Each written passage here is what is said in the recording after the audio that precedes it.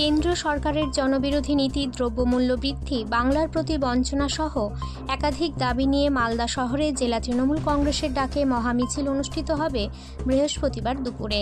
তাতে যোগ দেওয়ার জন্য কালিয়াচক ৩ ব্লক তৃণমূল কংগ্রেস কমিটির উদ্যোগে ও মালদা জেলা তৃণমূল কংগ্রেসের সাধারণ সম্পাদক প্রসেনজিৎ ঘোষের নেতৃত্বে প্রায় ৫০টি ছোট গাড়ি নিয়ে মিছিল করে মালদার উদ্দেশ্যে রওনা হলেন তৃণমূল কর্মীরা।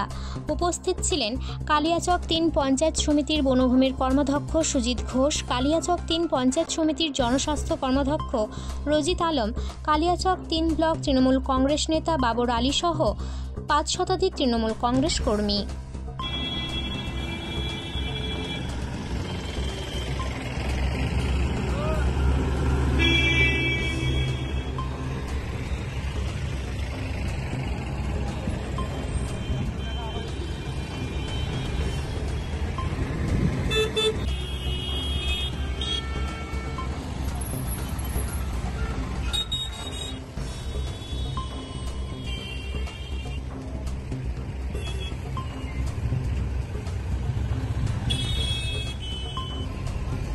আজকে মালদা জেলা তৃণমূল কংগ্রেসের ডাকে মমতা ব্যানার্জির নির্দেশে কেন্দ্রের যে জনবিরোধী নীতি, মানুষে মানুষে বিভেদ, বাংলার প্রতি বঞ্চনা, তার ডাকে আমাদের জেলা তৃণমূল কংগ্রেস মহামিছিলের ডাক দিয়েছে।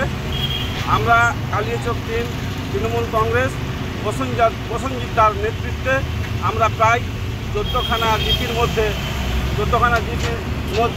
প্রায় 50খানা গাড়ি নিয়ে আমরা সেই মহামিছিলে যোগদান দেওয়ার উদ্দেশ্যে রওনা হচ্ছি।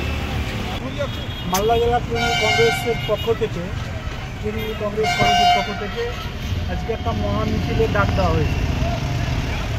কারণ কেন্দ্রীয় সরকারের যে বিভাজন নীতি, জাতিগত বিভেদ লাগিয়ে রাজনীতি করা, একে তো পশ্চিমবঙ্গ আমাদের পশ্চিমবাংলার মানুষকে বহু জিনিস থেকে বঞ্চিত করেছে। যেমন 100 দিনের কাজের টাকা বকেয়া রেখেছে, সাধারণ মানুষের টাকা এখন করতে দিচ্ছে না। বিভিন্ন রকমের প্রকল্পের টাকা, আবার যোজনের টাকা আটকে রেখেছে। তার একটা যে প্রতিবাদ, ওষুধের দামের যে নতুন করে বৃদ্ধি করেছে, জিনিসের দাম বাড়িয়ে দিয়েছে, তারই একটা প্রতিবাদে আমাদের আজকে মহামিছিলের ডাক মালদা জেলা কমিটি ডাক দিয়েছে। তার জন্য ওই মিটিংয়ে আমরা অংশগ্রহণ করতে পারি।